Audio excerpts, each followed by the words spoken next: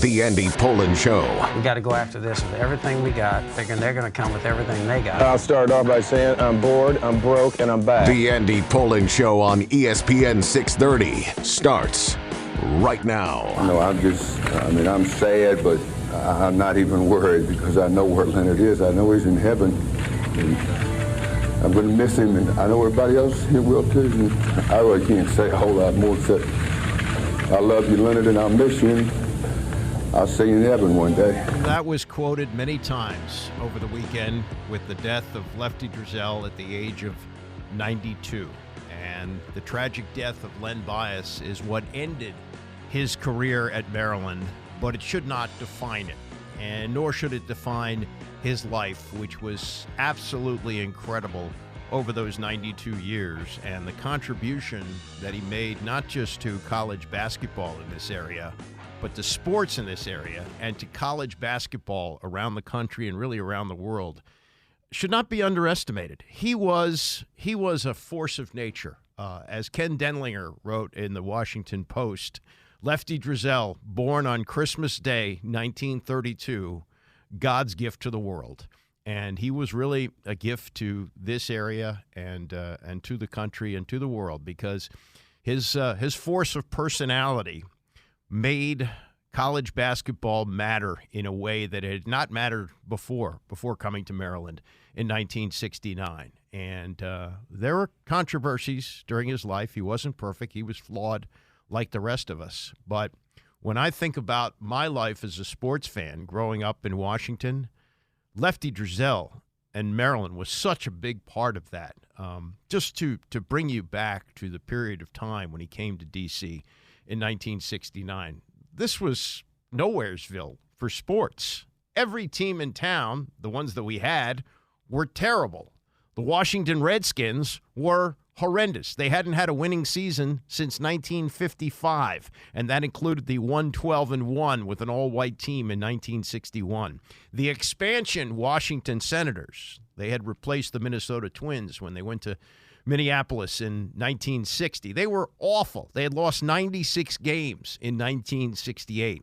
And Maryland basketball was, like field hockey or soccer. People didn't pay that much attention to it, nor should they have, because they weren't good either. Frank Fellows was the coach, and in the previous two seasons, 67-68, he'd gone 8-16, 4-10 in the ACC, and 68-69, he went 8-18, won 16 games over 2 years.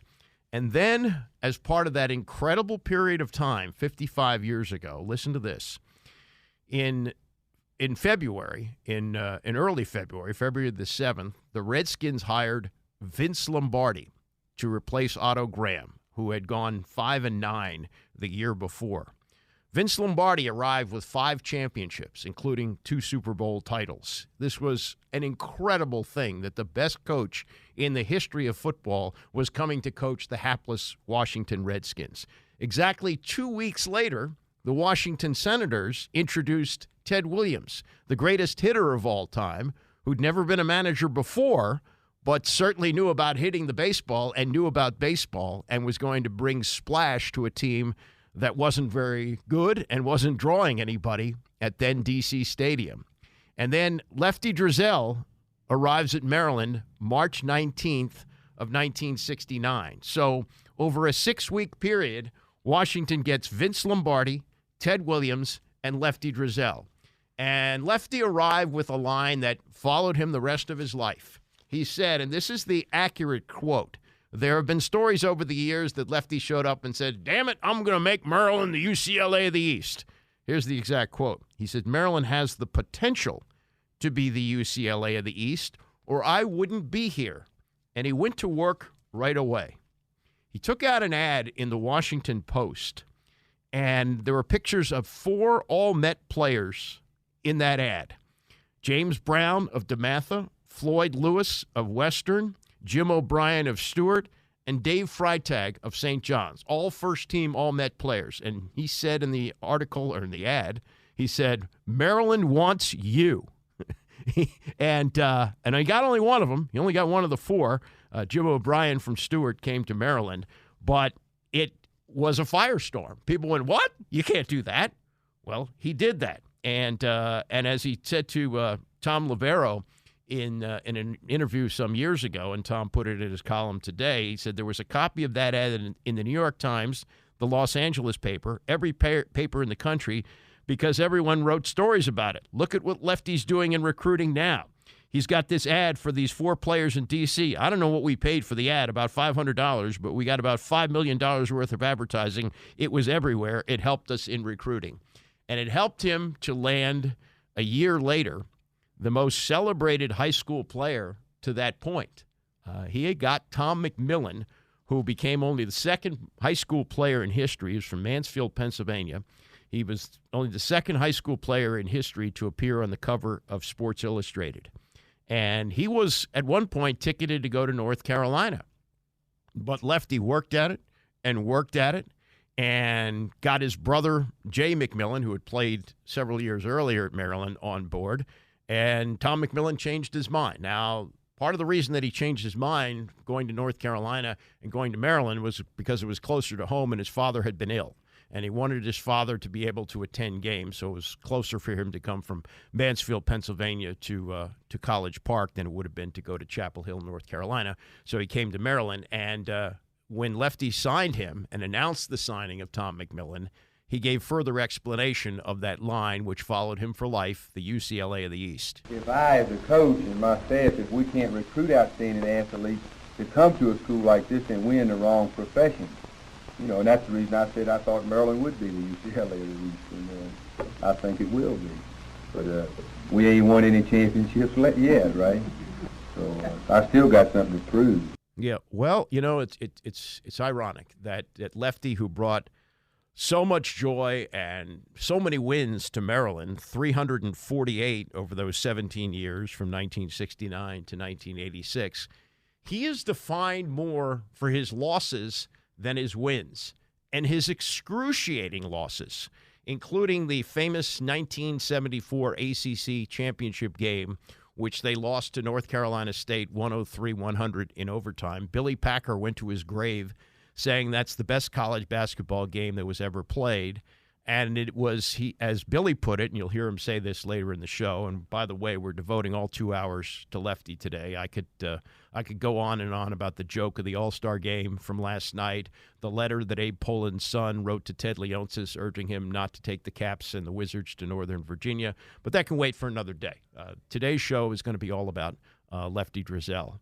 But when he was able to establish the program and get it off the ground, it was the losses that really defined him, even with the great teams that he had. And that game, as Packer said, was the second most important in the history of college basketball, the first being also a game involving Maryland, although the team didn't play. It was played at Cole Fieldhouse with Texas Western beating the all-white Kentucky team. It's known as the Brown versus Board of Education game, and it changed the thinking of recruiting African Americans, and Kentucky and all the other SEC schools had to fall in line eventually because of that, because the realization that some of the best players in the country were being excluded because of an ancient and racist policy that had gone back for decades in the SEC. And so this game, it changed the way the NCAA tournament was, because in those days, only 25 teams went. And the only way the ACC team or the ACC representative could get there was by winning this ACC tournament. And Maryland, which had arguably one of the 3 or 4 best teams in the country, a team capable of winning the national championship, did not get to go. They didn't get to go to the tournament, and as Lefty said when he got on the bus to congratulate the NC State players after this unbelievable game in Greensboro, he said, I hope you guys win the national championship. And they did. And they stopped UCLA's win streak, where they had won 7 straight. They had won 7 straight NCAA titles going into this game, and in a double overtime semifinal, NC State went on to win. And Lefty's defined by that loss. He is defined by losing Moses Malone, who was at that time in 1974 the highest recruited player in the country. Lefty went all out to get Moses. And had Moses gone to Maryland, they would have won one, maybe two, maybe more national titles because it was unusual for guys to leave early in those days. And Moses did attend Maryland. I think he went to one class, but then he split for the ABA and never played in college. And even without Moses, the following year, they made it to the Elite Eight. That's how good that team was. And if Moses had been a part of it, who knows? They would have won the title perhaps in 75, maybe 76, and beyond that, because John Lucas was the point guard of that team. And in 1976, he became the number one drafted player in the NBA. And they had Mo Howard, who also played in the league, and they would have been great. Brad Davis was on that team, also a first-round draft pick, a lottery pick in the NBA, or before they had the lottery. I think he went 7 overall to the Lakers. So they had a lot of talent, and those are things that Lefty didn't get. He had close losses in other games as well, and he never made it to a Final Four. A man who arrived on campus saying that he wanted to make Maryland the UCLA of the East, didn't quite do it. Didn't quite get that done, but he put college basketball on the map in this area, and he also changed the way college basketball fans embraced their teams. There wasn't this mass hysteria for college basketball, certainly not in this area, maybe in certain parts of the country, maybe Tobacco Road, maybe Kentucky, places like that, UCLA, because they were winning. But Lefty came to Maryland, and he saw Cole Fieldhouse, which was this enormous place. It was the biggest arena in the ACC. But it was built for boxing. It wasn't built for basketball. And they didn't have seats on the floor. And Lefty said, well, this is ridiculous. The fans are too far away. They're 25 feet away from the action. I need them right on the floor. And he was able to install floor seats there. He got what they called the pep band there.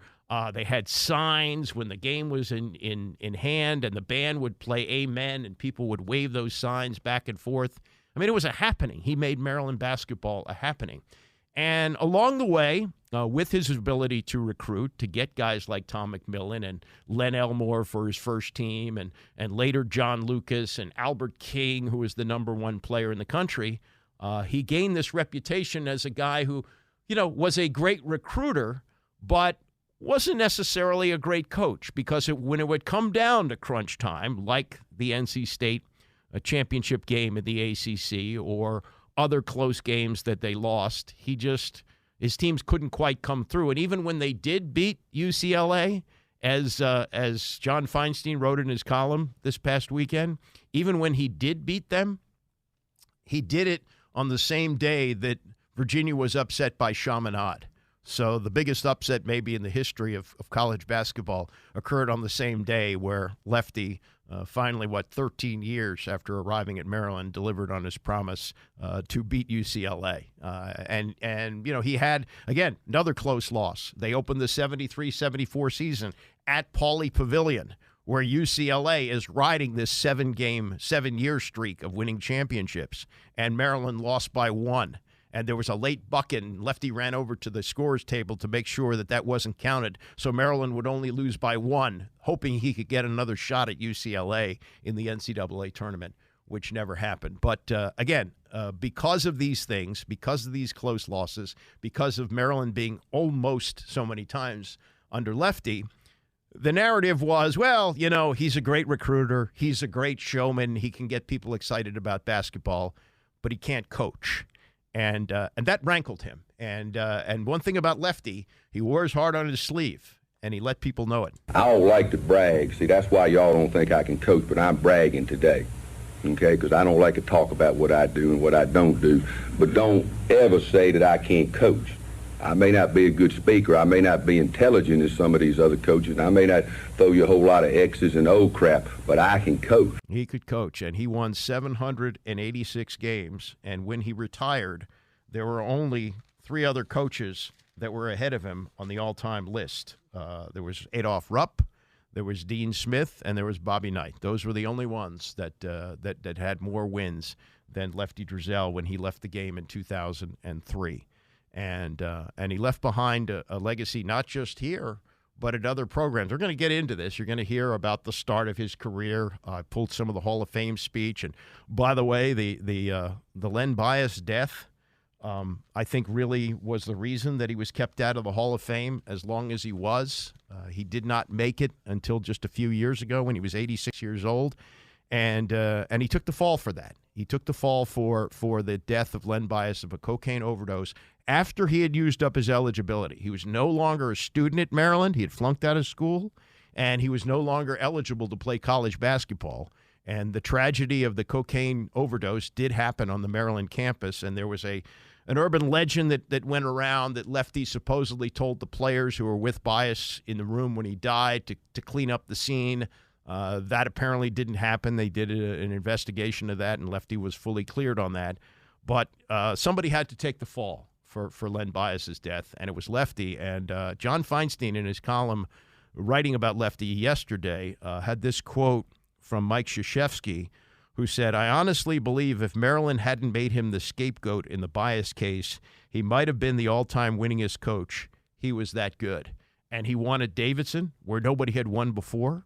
He went to JMU after he left here. He won 100 games there. They made the NCAA tournament. And then he took over at Georgia State, which was a school that had just kind of sprung up in downtown Atlanta. And he got them to the NCAA tournament, and they knocked off Wisconsin in the tournament. So he could coach, and he could coach not just at Maryland, but he could coach at other places, smaller places, making them relevant, getting them to the NCAA tournament. Yes, the Bias death stained him. And there was another stain, which I would like to talk about to just to get it out of the way, because I think when you talk about somebody's life, you have to talk about everything, warts and all. And ironically, there was a case 3 years prior to the Bias death that in this day and age would have ended Lefty's run at Maryland and might have ended his coaching career entirely. And it involved a player by the name of Herman Veal, who was a junior forward on the team. This was the spring of 1983, or late winter, early spring. And a woman on campus had accused him of making improper sexual advances. And there were never any criminal charges filed, just the complaint. But Lefty called the woman. He did not deny calling the woman. He denied a story that he had pressured her into trying to drop the complaint. He denied doing that, but he did, in fact, he didn't confirm it, but he didn't deny calling the woman. The complaints were investigated, and the charges or the complaints were eventually dropped. But the student newspaper, the Diamondback, called for Driesell's resignation. The Women's Center on campus was not happy. They were very much in favor of Lefty being fired. And there was a feeling that the university had jumped to the defense of the basketball program and the coach. But that was a minority view. Lefty gave a very contentious interview to Channel 9 in which he said the victim was Herman Veal, which was probably incorrect. But in this day and age, that probably would have led to his ouster. But he did survive that. The investigation was headed up by the school's chancellor, John Slaughter, who later, I don't know if he actually fired Lefty, but pushed him out the door, and Lefty resigned in the fall of 1986 and left the school a year later to take over at JMU. But that is part of his life. Those two things: the stain of the Len Bias tragedy and the stain of the Herman Veal incident, which again was not fired for it. Apparently was disciplined in some way, reprimanded by the school, and Herman Veal came back and played his senior year at Maryland 83-84 when Lefty won his one championship, which was the ACC title, where they beat Duke in 1984. But the life is complex, it is rich, and it is full of great stories, and we're going to get to some of those stories as we continue. A couple of years ago, when Lefty celebrated his 90th birthday, which was Christmas of 2022, there was a virtual birthday party that was organized by two of his greatest players, Tom McMillan and Len Elmore, and they got a number of his players on a Zoom call, and it's up on YouTube if you want to watch it. It's a couple of hours, and I pulled some of the great stories that I'm going to play for you over the next hour and change here from people who played for him, people who knew him, people who loved him. The great Lefty Driesell passing away over the weekend at the age of 92. Stay with us. It's the Andy Pollin Show, ESPN 630. The Andy Pollin Show on ESPN 630, the sports capital. Tony Kornheiser, who covered Lefty Driesell, new Lefty, I'm sure will have thoughts on him coming up on his show at 11 o'clock. I'm spending my show, all of it, talking about my thoughts on Lefty Driesell and playing you the thoughts of others about the great basketball coach at Maryland from 1969 to 1986, and stops in other places, Davidson, JMU, Georgia State, 786 wins, one of the winningest coaches of all time, never made a Final Four, finally made the Basketball Hall of Fame in 1986, and was so much more than just a coach on the floor. He grew the game, and we can get into the story of how Midnight Madness started. In fact, now is a good time to start that. As Lefty got to Maryland in 1969, basketball, especially in this area, in Kentucky, I'm sure it was big. It was big on Tobacco Road, North Carolina. UCLA was the team, and Lefty arrived saying, again, the accurate quote, Maryland has the potential to be the UCLA of the East Coast, or I wouldn't be here. He said he was later, that suggestion came to him in a conversation with Jay McMillan, Tom McMillan's older brother, who had played at Maryland before he got there. But he made basketball matter, and he did it in a very showy way, which got people excited about the game. And as I mentioned, when he came to Maryland, there were no seats on the floor. There was no pep band, and he got them to help him to fire up the crowd. And when Lefty would come out of the tunnel before the game would start, especially a big ACC game, North Carolina State, Clemson, any of those teams, when Lefty would come out of the tunnel, the band would play Hail to the Chief, and he would give the victory sign, and the place would go nuts. And this is a Cole Fieldhouse, which was cavernous.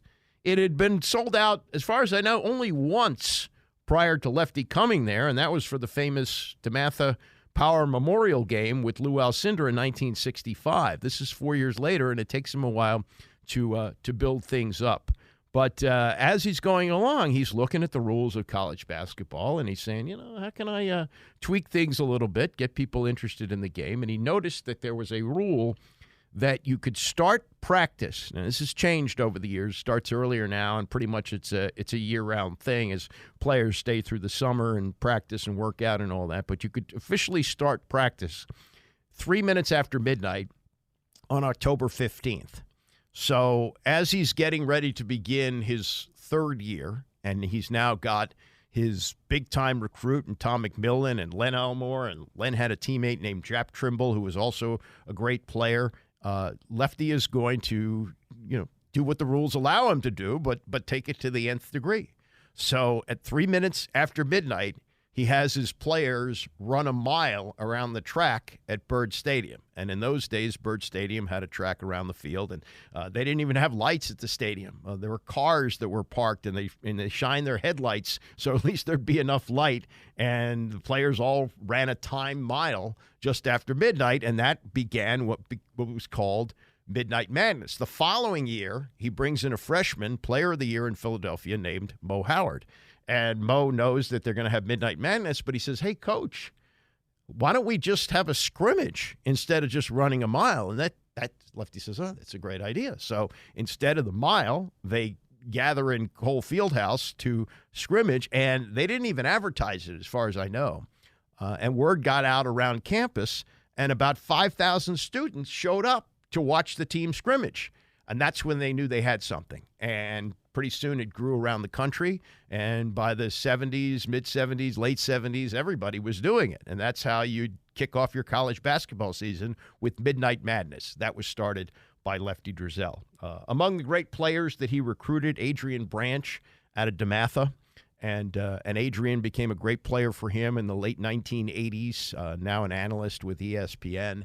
And he was part of this virtual birthday celebration that was put together by Tom McMillan and Len Elmore, Christmas of 2022.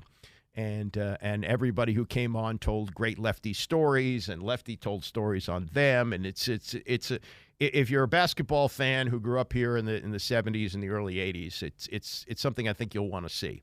But this was the story of the toughness that Lefty drilled into his players. And like most people who worked with him or covered him, they do a Lefty imitation. Feinstein does a great one. I'm going to play some of what Feinstein said on this as well. But this was just one of the stories that Adrian Branch told during this 90th birthday celebration for Lefty. He always talked about preparation.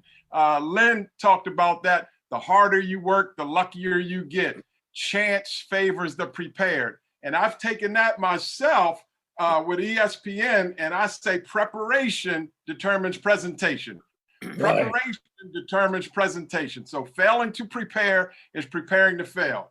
The second thing Coach talked about was toughness. Toughness. He wanted you to be tough. Wanted you to play like a team, but he wanted you to be tough as well. And I remember one time where we weren't tough. And Coach is forever Coach. So Coach, I've known Coach, like Tom said, Coach recruited me out of DeMatha High School at 16 years old. And so Coach has known me for 42 years. And I was with, and I'm going to leave my hat as a symbolic here. Eventually, I'm going to turn it around here. So right now, Coach, when I was at Maryland, my hat was sideways and I was dancing when there ain't no music. So Coach recruited me as a 16-year-old, and he wanted us to be tough. But sometimes we fell short of the mark. And I'll give you a for instance. We played, Coach, remember that time when we played down at the Baltimore Civic Center? This is the 1 year after this was Ben Coleman and Hermanville's junior year. We were really good. We were 10th in the nation. Right. Penn State. And we laid a big egg. It was a big deal because back then you could play one game a year, maybe in Frostburg, maybe in Salisbury, somewhere along the state. So it was a big, big deal. We're 10th in the nation. Penn State wasn't in the Big Ten yet, and we're expected to win. We are laying an egg. Coach comes in at halftime, and for all those players out there, if you get Coach looking at the clipboard with that left hand, you know you're in trouble. So Coach goes down the line talking about toughness. He looks up and he says, Ben Coleman, Mark Fothergill, 6'9", 235 pounds, 1 rebound. Hermanville, best defender in the ACC, checks Michael Jordan, 1 rebound. Leonard, called Len Bias by his first name, full name, Leonard, nothing. Oh, hell. Hey, none of y'all got girlfriends. You afraid of contact. I believe Adrian Branch was the first Maryland player to win an NBA championship. He was on one of Magic Johnson's teams with the Lakers. A great player at DeMatha and a great player at Maryland. I think I said late 80s. He arrived late 70s and was part of those early 80s teams with Maryland and one of their really great players. John Feinstein probably knew Lefty better than any other reporter, for sure, better than many other people, stayed in touch with him throughout his life. John started covering Maryland sometime in the early 80s, maybe even the late 70s, when he came from Duke. He came to the Washington Post first as an intern and then became a reporter covering college basketball and knew Lefty really well and knew the family, knew his wife Joyce, who had passed away not long before this 90th birthday celebration. So Feinstein came on and, first of all, congratulated Lefty on his 90th birthday, but also consoled him for the loss of his wife, who had passed away several months earlier, but remembered both Lefty and Joyce with this story of the championship, the one real championship that Lefty won, which was the ACC title in 1984 when he beat Duke. Everybody knows you has memories of Joyce. It's impossible not to. Right. And I remember when you guys won the ACC championship, the ACC tournament in 1984. And that was one of the great misquoted lines of all time after that game, because you said in the post-game press conference, when I was younger, I might have taken this trophy and driven around North Carolina and pulled into every driveway and shown everybody what I had. But now I'm just too old for that. I'm just going to take this trophy and go home. And somehow the quote became that you had said you were going to take the trophy and drive around North Carolina and show it to everybody. You had the right to, but people have misquoted that line for 37 years now. Yeah. But after the press conferences and after I'd been in the locker rooms, I was actually standing with Mickey Krzyzewski, Mike's wife. And Joyce walked up to Mickey and gave her a hug and said, I hope you guys don't have to wait as long for this as we did, because it was your 6th ACC final when you finally won one. And that was, again, as Adrian just referenced, that was so typical of Joyce, to always be thinking about other people. And that's how she put up with you for all those years.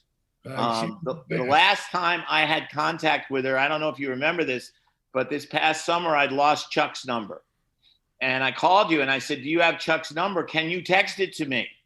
And you said, no, I can't, but Joyce can. And of course, she did text it to me. And so I was able to call Chuck. Chuck, of course, Lefty's son, who played for him and has been a coach for a long time, I believe coaching high school now, but had been on Gary Williams' staff at Maryland, had coached college in a couple of small places. He made coaching his career just as Lefty did. He played at Springbrook. And I guess he got a scholarship to Maryland. Maybe it was a walk-on situation, whatever it is. It's very difficult to play for your father, and he was not one of the better players that Lefty had. But they had a foul situation in a game against North Carolina as Michael Jordan was becoming the legend of Michael Jordan. And it came down to the final play of the game. North Carolina was behind. They needed 2 points to win. The ball was, of course, in Jordan's hands. And unfortunately, Chuck Driesell was what was left after all the fouls to guard Michael Jordan. And it was a mismatch. Jordan scored. A lot of people remember him for that. But also, it should be remembered what great love that they had for one another. I mean, Chuck, who was a really terrific player at Springbrook, probably could have played in a smaller program, probably could have been a starter, but he wanted to play for his dad and was on the team at Maryland and got to be close to him for those 4 years and took up coaching as a career. And actually is a very good recruiter. Is the Final Four team that John Thompson III had at Georgetown, a lot of the recruiting there was done by Chuck Driesell. Chuck had been an assistant on the previous staff, and he brought in the backbone of that team that made the Final Four in I think it was like the 3rd year, maybe the 4th year that John Thompson III coached at Georgetown. Feinstein here with another Lefty story, and he wrote this in his column on Saturday, but at this 90th celebration for Lefty, this is John telling a great recruiting story about Lefty. Back in the mid-'80s, I was doing a magazine piece on you. You probably don't even remember this. But on Halloween night, you and I and Ron Bradley went into Anacostia. This is in the days before the NCAA passed rules saying reporters couldn't go on recruiting trips. And the three of us on Halloween night went into Anacostia, and you were recruiting a kid named Sean Alvarado. Do you remember him? Yes. Good player, ended up going to Kansas. But as we got out of the car outside of Sean Alvarado's apartment, about 15 little kids ran up to us screaming, "Trick or treat, trick or treat." And of course, none of us had any candy, but you reached into your pocket, you took out your money clip, and you gave every one of them a bill or two off of your money clip until there was nothing left on the money clip. And they ran off screaming happily. And as they did, you turned to Ron and me and you said, "Damn, I hope I didn't have any big bills on that clip."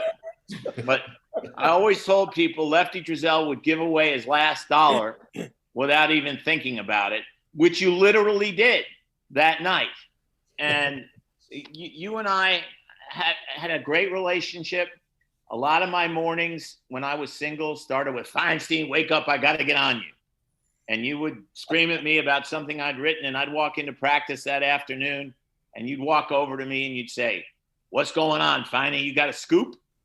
And I would say, "I thought you were never speaking to me again." And you'd say, "Oh, hell, I just got to keep you in line." Yeah, that's something. Lefty really never held a grudge. He'd have it out with people, but then it would be over. And the long and storied history of his relationship with John Feinstein included things like that. I wish John at this birthday, because I would have played it, would have told the pancake story, which I've heard him tell a bunch of times. But he went over to Lefty's house to have breakfast. and Lefty's wife, Joyce, who Lefty called Mama. They'd been together since high school. It's a high school sweetheart. And he always called her Mama. And she was making what Lefty called hotcakes. And he said, Mama, make us some hotcakes.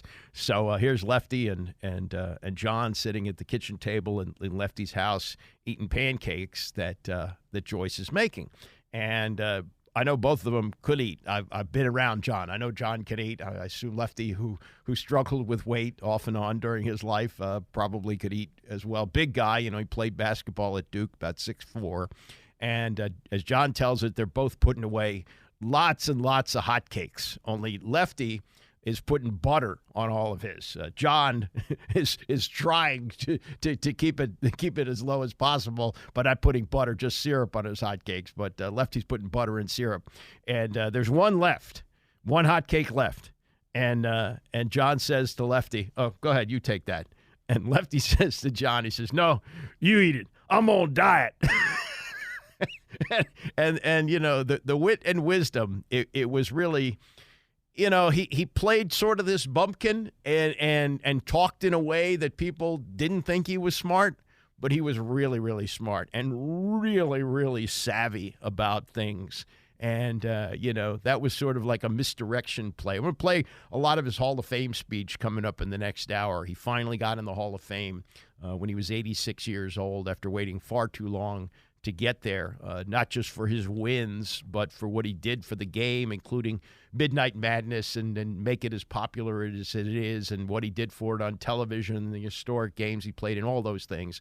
The stain of the Len Bias death and the fact that he was scapegoated for it certainly played a role in him not getting in. And I'll have more on this later, but Dave Kindred, who was a longtime columnist, wrote for the Washington Post, Atlanta Journal-Constitution, some of the other top papers in the country, in that year, which would have been, 92, so it was 6 years ago. He wrote a column in the Athletic where he made the case for Lefty to get in the Hall of Fame. And while the wheels were in motion, I think that helped to put it over the top, and Lefty finally got in. And we'll play some of that speech coming up. But next, I want to get to something that Scott Van Pelt said at this birthday celebration. Scott's kind of like you and me. He didn't play at Maryland, though he tried out for the team, didn't make it, but was a terrific high school player and has gone on, obviously, to great television success. Went to Maryland, loves Maryland, is a booster. You see him at the games. He's a presence all the time, and he loved Lefty. And he tells a great story about being a camper, which a lot of people I know went to Maryland basketball camp. That was something else that Lefty did every summer. There had been one that had been done that I went to, and I learned I couldn't play. But when I was young, I went to one that was hosted by Morgan Wooten, the D.C. area Metropolitan Basketball School or something like that. He did it with Joe Gallagher. I went to that one, but later when Lefty arrived, he started his own camp, and it was very popular. A lot of kids went to that, and I think it continues to this day. When Gary Williams was there, my son went to Maryland basketball camp a few years. So anyway, we'll get to that story coming up and much more on the life of Lefty Driesell, who passed away over the weekend at the age of 92. Don't go away. It's the Andy Pollin Show, ESPN 630. And if you're just jumping on, we spent the first hour talking about Lefty Driesell, and we will spend the second hour talking about Lefty Driesell, playing some of his Basketball Hall of Fame induction speech, comments from Gary Williams at Lefty's 90th birthday celebration, the late Billy Packer, who knew Lefty when he was a player in the ACC. He had played at Wake Forest when Lefty, I guess he had left at that point, had left Duke, but was coaching at Davidson. He knew Lefty and is very much intertwined with the life of Lefty. And we will hear, about some of the great things that he was able to do and some of the tragic things that are also tied to his life, including the death of Len Bias, which ended his run at the University of Maryland. And as I mentioned in the last hour, a lot of people were talking about that over the weekend when the news came that Lefty had passed away, and remembering his statement when Len Bias passed away in 1986, died of a cocaine overdose, that Lefty said, "I love you, Leonard, and someday I'll see you in heaven." And now I guess in some ways maybe they are together. Who knows? But Lefty's life is so much more than that, and it's what he was able to do to put college basketball on the map in this area and around the country with things he did like Midnight Madness. That alone should have put him in the Hall of Fame, with what he did to grow the game. But it took a long time for him to finally make it. But finally he did, and his family, including his beloved wife, was alive to see it, which was great. And Lefty was spectacular in delivering his speech. He came to the podium with a walker. They had to put a chair there so he could sit while he spoke, but he was still throwing fastballs and still lighting up the room and making everybody laugh. And we will get to that. In addition to the biased death, the line, I guess, that will always be associated with Lefty is, "I'm going to make Maryland the UCLA of the East." Actually, that's a misquote. That's not what he said when he was introduced as the coach, and it was an unbelievable period of time in this area 55 years ago. February 7th, Vince Lombardi introduced as coach of the Redskins. February 21st, Ted Williams introduced as manager of the Washington Senators. And March 19th, Lefty Driesell introduced as the coach at Maryland. Lombardi died before he could coach a second season. He did have a winning season his first year. Ted Williams had a winning season his first year, 2 losing seasons, and then he left with the team. And Lefty stayed as coach at Maryland for the next 17 years. But the actual quote that he said at his opening news conference was that Maryland has the potential to be the UCLA of the East, or I wouldn't be here. And what's the best way to become a really good coach? Get really good players. And Lefty did that. He did that as well as anyone. And in his first recruiting year, as soon as he took over, he put an ad in the Washington Post and put pictures of 4 all-Met players from the area that he wanted to come to Maryland. He said, "Maryland wants you." It was James Brown from DeMatha, Floyd Lewis from Western, Jim O'Brien from Stewart, and Dave Freitag from St. John's. He landed O'Brien. The other 3 went other places. But with O'Brien and then the recruiting class that followed, he put together one of the great teams in the country. And he recruited Len Elmore and his teammate from Power Memorial, Jap Trimble. And he landed the number 1 player in the country, only the second high school player ever to be on the cover of Sports Illustrated, Tom McMillan from Mansfield, Pennsylvania. And when he introduced McMillan at his news conference to say that he had gotten him after it looked like he was going to go to North Carolina, but changed his recruiting at the last moment and said he wanted to go to school where his brother had gone, Maryland. His older brother, Jay, had played there, and he wanted to be close to his family in Mansfield, Pennsylvania, because his father was ill, and he wanted his parents to be able to attend games. So he wound up at Maryland, and Lefty got his guy and explained, hey, this is part of the process of making Maryland the UCLA of the East. If I, as a coach, and my staff, if we can't recruit outstanding athletes to come to a school like this, then we're in the wrong profession. And that's the reason I said I thought Maryland would be the UCLA of the East, and I think it will be. But we ain't won any championships yet, right? So I still got something to prove. Well, he never got that championship. He got an ACC championship, but he never won an NCAA championship. That was Gary Williams who followed. Gary won it in 2002. So that was, 33 years, after Lefty had arrived on the Maryland campus. It was a long time coming, and a lot of things in between, including the biased death, including the disgrace of Bob Wade and the recruiting, and Maryland going on probation with Gary for a couple of years where they couldn't be in postseason tournaments, they couldn't be on television, and he brought them to the point where they finally won in 2002, and he got a letter from Lefty, and he said, now you have made Maryland the UCLA of the East. So when they had this 90th birthday celebration, Gary was invited to be one of the speakers, and really, I think, gave a heartfelt tribute to Lefty in what he was able to build at the University of Maryland after coming here in 1969. I think people don't understand all the time is how difficult it is to change the culture of a program, of a college basketball program, of a highly, competitive college basketball program. And that's what Lefty did. And that is the most difficult thing to do. Lefty came in there, and I remember from playing there, Cole Fieldhouse, obviously the best building in the ACC. There wasn't anything close to Cole Fieldhouse. You know, it was just incredible. But it was probably the worst home court because we were playing in a vacuum. Cole Fieldhouse was like so big, it was like an airplane hangar. It was just a scorer's table, the team benches, and that was it.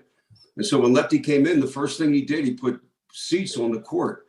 And that just changed that building to be a tough place to play. Nobody wanted to come in there and play. And I really noticed that, you know, having played there, you know, it was really obvious what he did. And then from there, just the idea that, you know, he could get people involved in the games. Lefty was really great. And I learned a lot, you know, watching this. He got people to get involved. They would watch Lefty as much as they watched the game to make sure they were responding properly when Lefty wanted them to respond. And it was just incredible to watch. And, you know, as a young coach, you're always trying to steal things from people you respect. So that was me. And then the other thing was while at Maryland, what he did, he was not afraid to say that Maryland was going to be a great program. And there's a lot of people that are reluctant to do that. But Lefty he put himself out there, put himself on the line and said, we're going to be great. And I really admired that because I always thought that was missing from Maryland basketball. You know, there had been some good teams, but nobody ever said we're going to be great on a consistent basis. He went after Dean Smith. He went after Mike Krzyzewski. And it was just great to see because that's Maryland fans. That's what we are. We want to go compete against the best in the country. And Lefty allowed us to do that. He was without Lefty coming in there, I'm not sure anything could be accomplished after that because that's what he was. And I know, you know, Lefty, and I got to know his family a little bit, not a lot, but Chuck Driesell, Lefty's son, was on my staff for a couple of years. And I know the respect he had for Lefty, you know, obviously as a coach, but, you know, so much respect for Lefty as a father because, you know, the family was the most important thing to Lefty. And he got that through to Chuck. And, you know, Chuck was one of those people that just had the utmost respect for his dad. So that was great to see. And Lefty, you know, finally, when they write the ultimate book on college basketball, you're going to have a prominent chapter. Very few people ever did what you did in terms of being able to walk in to the metropolitan area that the University of Maryland is located in, and you took over the town. You know, you had the Washington football team. You had the Bullets. You know, back then you had everything that was going on. You know, the whole government right there. But yet you came in and you became a dominant force. And I don't know too many people that could have done what you did. And then the last thing is you made it possible for coaches that followed you to be a national program. And I really appreciated that because coming in there, we went through a couple of years of tough times, but at the same time, I knew what you did. So I knew it was possible. And that was always in the back of my mind that when things got really tough, wait a minute, we were able to do this before in basketball, and there's no reason we can't do it again. So Lefty, I really appreciate what you did for the school as a former player, as a student at the University of Maryland. I don't think many people could have done what you did. And certainly, you know, it's just been great to watch you over the years, to learn from you over the years. And hopefully you're enjoying things now and looking forward to what's ahead. Yeah, what was ahead was about another year and a half. Lefty was in bad health, and his wife had passed away, but he did live on for another year and a half and spread many memories and joy to people, remembering the great days of college basketball and what he was able to do at the University of Maryland. Now, again, when you think of his most famous games and his attempts, many of them are losses. But they are historic losses, and none more so than the one of March 9th, 1974. So we're coming up on the 50th anniversary of that. Wow, 50th anniversary. They played in Greensboro. It was North Carolina State with arguably certainly the greatest college player I ever saw, David Thompson. They had Monty Tao. They had Tom Burleson, who played a long time in the NBA. Tim Stoddard, who became a pitcher with the Orioles. They were a powerhouse team. They were 25-1 heading into this game. And Maryland had what was Lefty's best team. He had Tom McMillan and Len Elmore as seniors. He had, as sophomores, John Lucas, who would become, after his senior year, the #1 pick in the NBA. And Maurice Howard, who was the player of the year in Philadelphia and had a cup of coffee in the NBA, played briefly. And the other starter was Owen Brown, and they had Tom Roy coming off the bench, and that was about it. They were not very deep. Those were pretty much the six that he played. And this game, talk about a game that lives up to the hype. Now the everything was on the line here. The NCAA tournament had only 25 teams in those days, so the only way that you were able to get to the NCAA tournament was to win the conference tournament. So it comes to the championship game. Maryland takes an early lead. They lead by 5 at the half. Second half, Tom Burleson hits a hook shot, finishes with 38 points in the game. Buzzer sounds at the end of regulation. It's a tie score, 97. Remember, there's no shot clock. There's no three-point line in those days. They were just going up and down the floor. There were no turnovers. It was just incredible basketball. And years later, Norm Sloan, who was the coach of NC State, he said, I remember turning around on the bench at one point and just saying out loud, my goodness, this is a hell of a game. Anyway, it gets to the overtime. McMillan and Howard scored 22 apiece. Elmore and Lucas had 18. But with seconds left in overtime, Lucas missed a free throw, threw a bad pass, and NC State held on to win 103-100. That game was broadcast by Billy Packer, who went to his grave saying that's the greatest college basketball game ever played, and he also was a part of the tribute to Lefty on his 90th. I was really lucky in the fact that I had an opportunity to broadcast many of the greatest games in Lefty's career at the University of Maryland, the Super Bowl Sunday games with NC State that set a stage that C.D. Chesley and eventually Eddie Einhorn put together that became national games and really the beginning of international rivalries on television, national rivalries on television that Lefty had a lot to do with in terms of providing that level of caliber of not only team, but also the way that he ran his team to make it a national game. I think I covered, I may be wrong about this, every single one of those incredible games during that 3-year run between Maryland and NC State that probably was the greatest 3-year rivalry between two college basketball teams that there has ever been.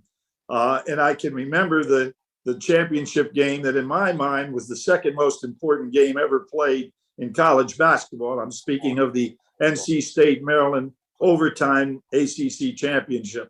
I can remember with about 3 minutes to go in that game, I was broadcasting a game with Jim Thacker. And in my mind, I didn't want the game to end. And we broke for commercial, and I said to Jim, Jim, I don't want this game to end. And he said, what, are you crazy? It's a great game. I said, no. I said, Jim, you got to realize something. One of these teams is going to lose. And when they lose, they can't even participate in the NCAA tournament. But because of the great rivalries between those two teams, it turned out that it changed the history of NCAA basketball because the tournament was expanded to allow multiple teams from conferences to play. And it was because of the great attitude that Lefty Driesell and Norm Sloan held in the incredible competitive balance that both of those fellas had. And more on that in the kind of the epilogue to that game, as was recounted in the obituary in the Post this weekend.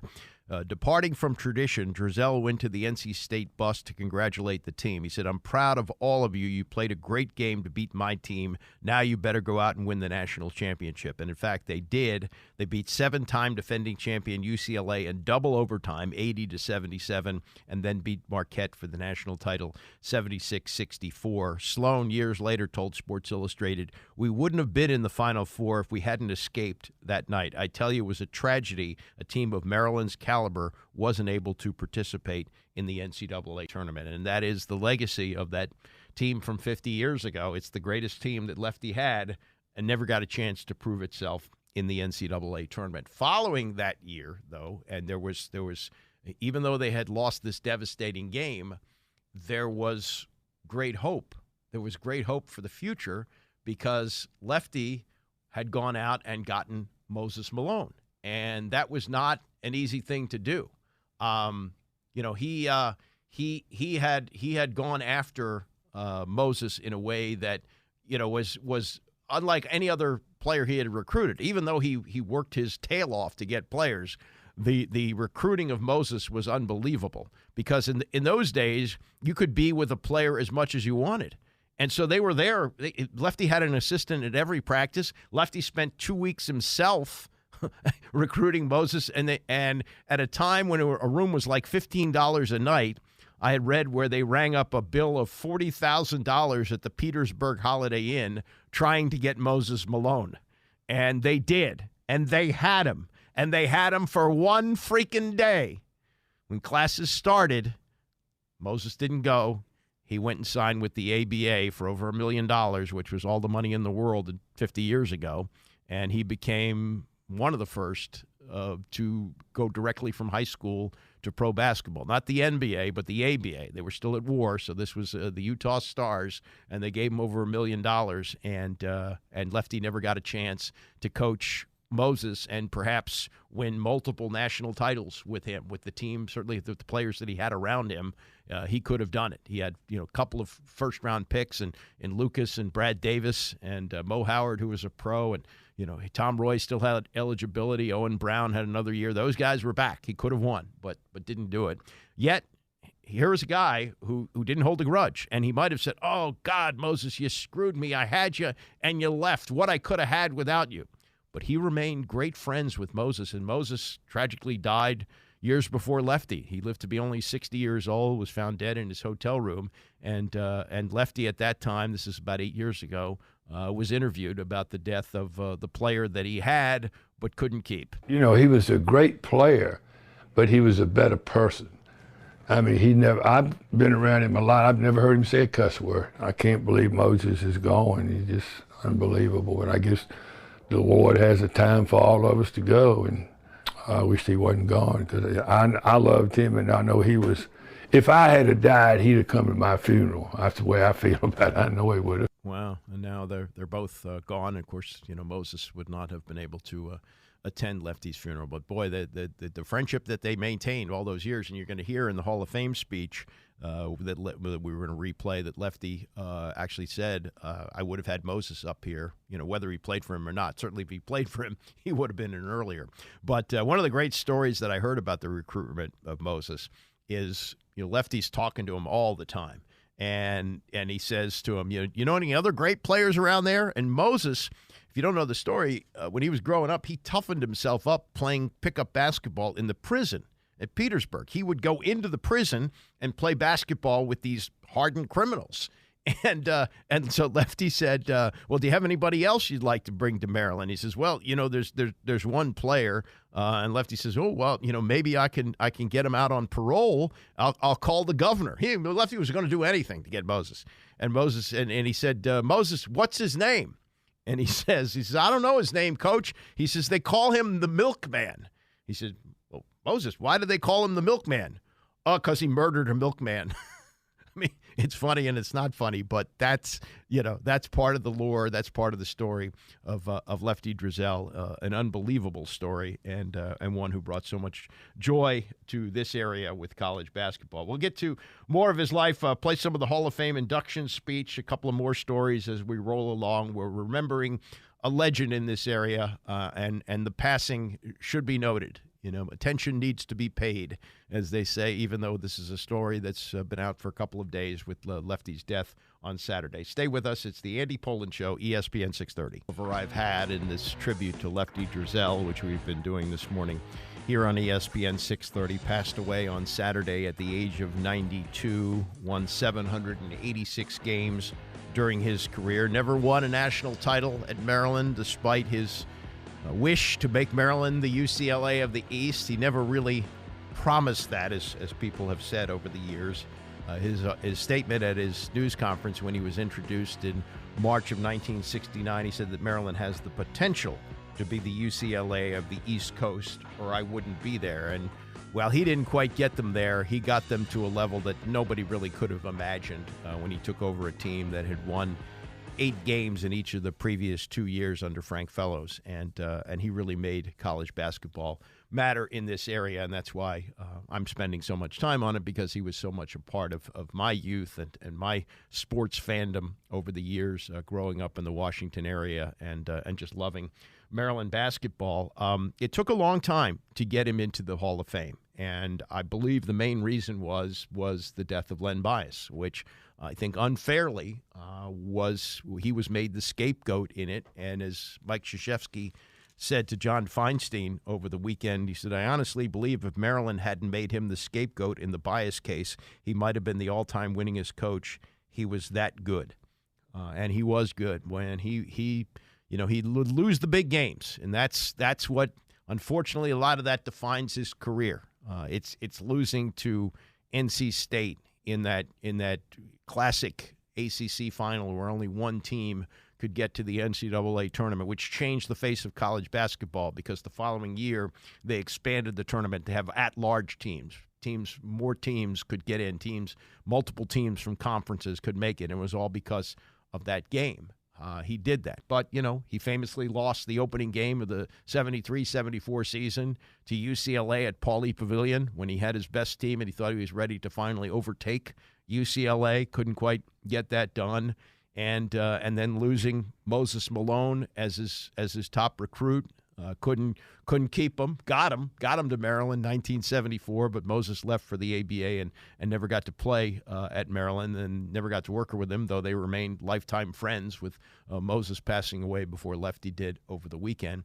But it took him far too long to get into the Hall of Fame. In 2003, he had been forced out at Maryland because of the Bias case in 86, then took over JMU, James Madison, down the road, made them into a really good team, made the NCAA tournament, won over 100 games there, still wasn't finished coaching, went to Georgia State, which was a school that was just getting off the ground, just really starting its basketball program, and he got them to the NCAA tournament, got them there in 2001, which was the first year that Maryland made the Final Four. And if you don't remember this, Maryland had played Georgia State after Georgia State had upset Wisconsin. And famously, Lefty was asked about being a major. He said, I'm a mid-nothing. He said, ask Wisconsin if we're a mid-major. And so they had a meeting with Maryland. Georgetown was now going to play Maryland. Georgetown had advanced, and Maryland, after beating Georgia State, was playing them in the Sweet 16. And I remember that time, John Thompson at the time was doing a radio show on the station where we both were, and he had Lefty on as a guest.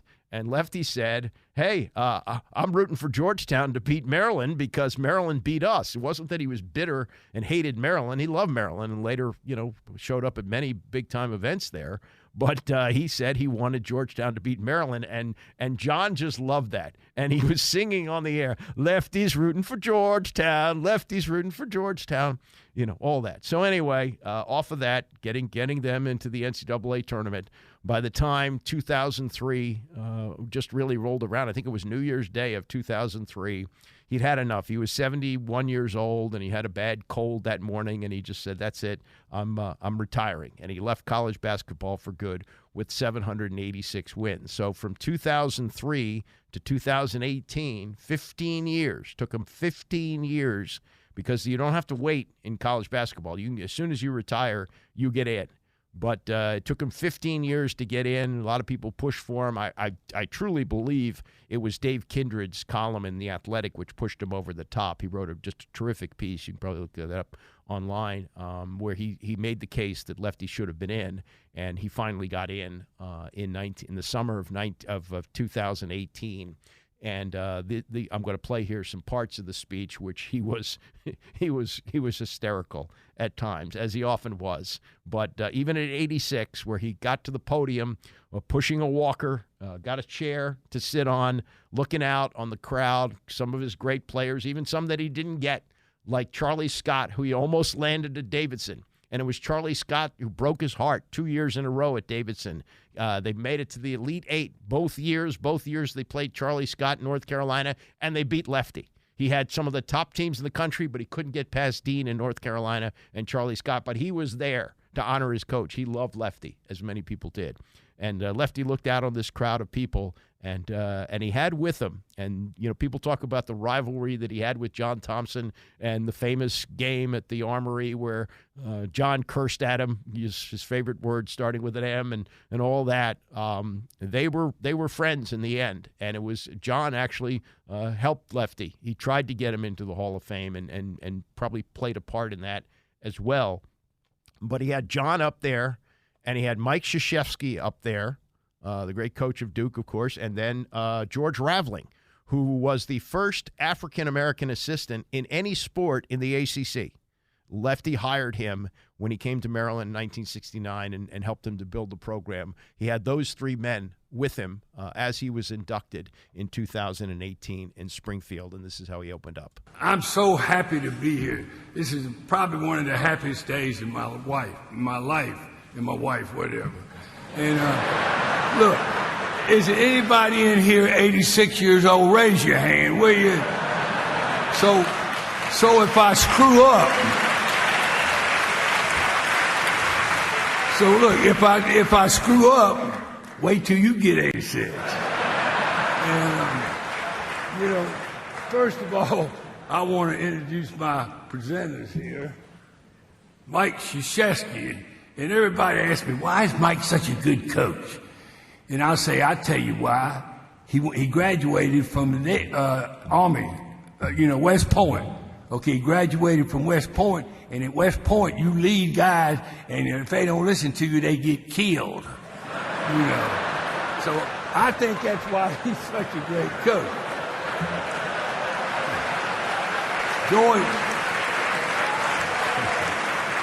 John Thompson, I used to be a hero around D.C. till he came, right? And he took little old Georgetown that we used to beat easy, and I quit playing him.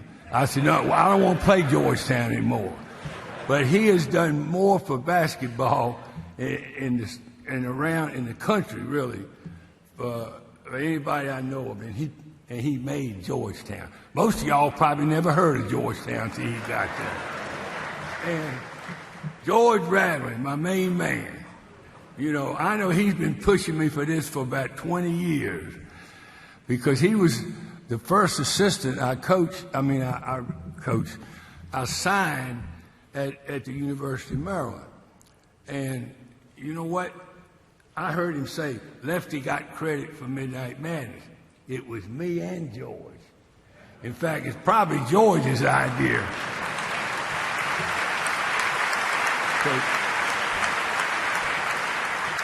Because I'm not smart enough to do stuff like that.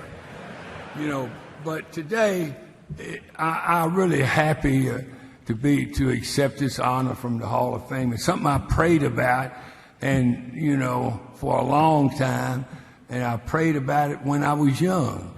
Yeah, and we'll get to the young Lefty and how his story started. But John Thompson, if you don't know this, actually not grew up, but when he was a young coach, a high school coach at St. Anthony's, he was already noticing what Lefty was doing. And Len Elmore has told me a story. Freshmen were ineligible when he came to Maryland in 1970, and he had to sit out most of his freshman year with a broken foot.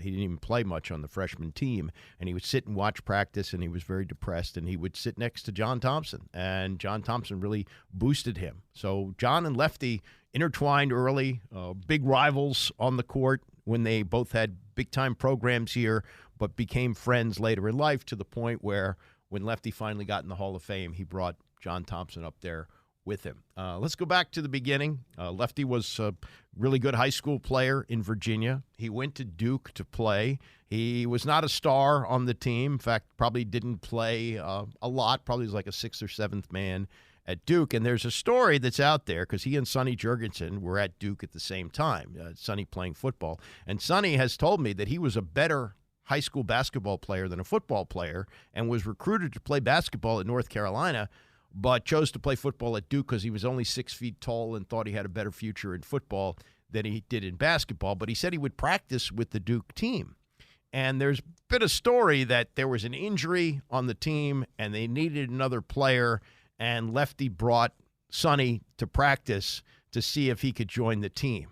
And Sonny says, no, that's not what happened. He said, I did practice with the team, but he said, I wasn't going to join the basketball team. He said, because if I did, I would have been playing and Lefty would have been sitting. So that's how that worked out. But he did finish his career in 1954 at Duke, and he didn't become a coach right away. So this, again, is part of the Hall of Fame speech from 2018, where he explains how he was ultimately led to coaching, and he had to take a major pay cut to do it. After I graduated from Duke, I got a JV coaching job. Well, I got a, is my time over yet? You know, I don't know.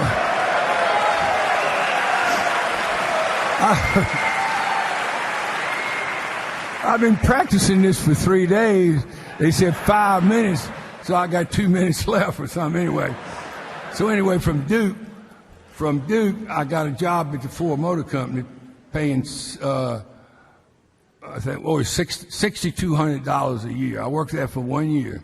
And then the JV coaching job came open at Granby High School, where I'd gone to school and played. And I said, well, I came home and told Joyce, I think I'm going to take that Granby coaching job. I always wanted to coach. I told you I did it since I was 9 years old. And she said, well, what does it pay? I said, $3,200. And you making $6,200 at the Ford plant? You going to take that job? I said, yeah, I'm going to take it. I love coaching. I said, I'll work in the summertime, sell encyclopedias or do something, make some extra money. And so that's what I did. I started out as a JV basketball coach. And then I did pretty good there for 2 years. And then I went to Newport News High School. And y'all don't know this, right? But we won 57 straight games, which is still a record in the state of Virginia. I know there's my man Alonzo. He won 52 straight, right? Whatever it was. And Moses won 54 or whatever it was. But we won 57 straight. And I'm sorry that these three guys are great, but I would have Moses up here with them. Moses, I loved Moses, and if he'd have played for me, I'd have been up here a long time ago.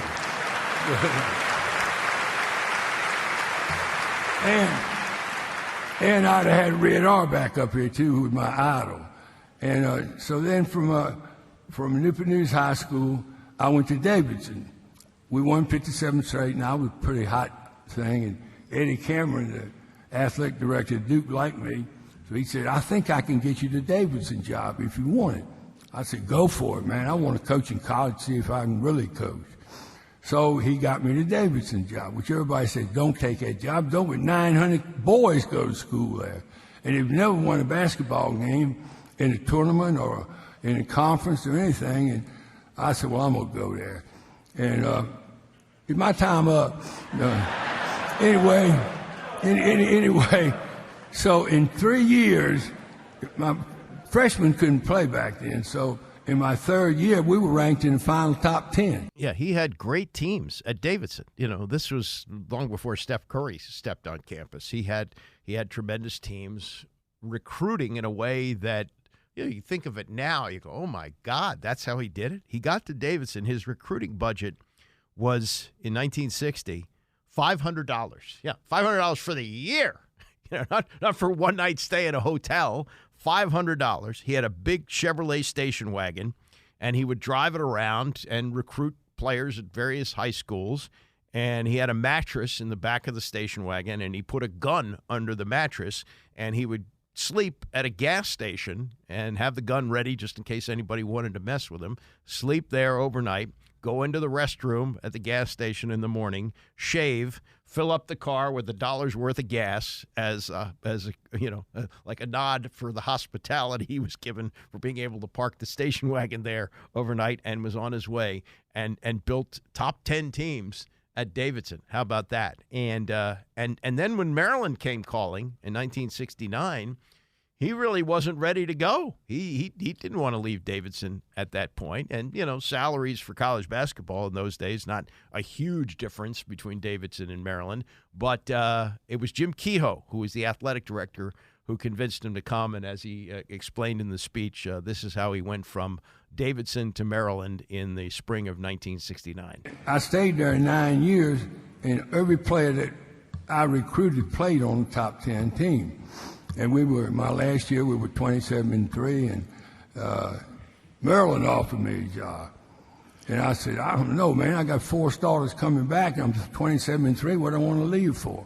Well, we got Ted Williams up here in the spring. We got Vince Lombardi in the winter, and we want you to be up here in the summer or in the winter, whatever it is. So that impressed me, being up there with Ted Williams, who was my hero as a baseball player, and Vince Lombardi was the greatest football coach at the time, and he wanted me to be up there in the wintertime and coach basketball. So I took it. And, I made the statement then, we're going to be the UCLA of the East. Again, I was kind of drunk or something when I said that. But we were pretty good. We ended up pretty good, and, I had a lot of great players there. Incidentally, at Davidson, I don't think there's any coach out here that coached 2 Rhodes Scholars. I coached 2 Rhodes Scholars. And in Virginia, when Terry Holland was coaching, they used to put a fuel gauge on my head, right? And it was empty. And I saw the president holding it up. Everybody would hold it up. Yeah, but that was, and he played that, Lefty knew how to play the guy who, I'm not that bright, No, he could really outsmart a lot of people and get it done. And that's where he had his greatest run at the University of Maryland, 1969 to 1986. 348 wins, 8 NCAA appearances, consistent top 10, an ACC title, which, by the way, was just celebrated with some of his players over the weekend. The one that he won in 1984 when Len Bias was a sophomore on that team, and he beat his alma mater. He beat Duke. And, sadly, it was a tragic end for him at Maryland with the death of Len Bias, which he was forced out the door, but went on to have success in other places with JMU and with Georgia State. And with those 786 wins, there's 100 wins, at least 100 wins at each of those 4 schools, and NCAA tournament appearances in each of those 4 schools. As Lefty said, when he was being pressed about, hey, you're a great recruiter, you just can't win the big one, that was not so. I don't like to brag. See, that's why y'all don't think I can coach, but I'm bragging today, okay? Because I don't like to talk about what I do and what I don't do, but don't ever say that I can't coach.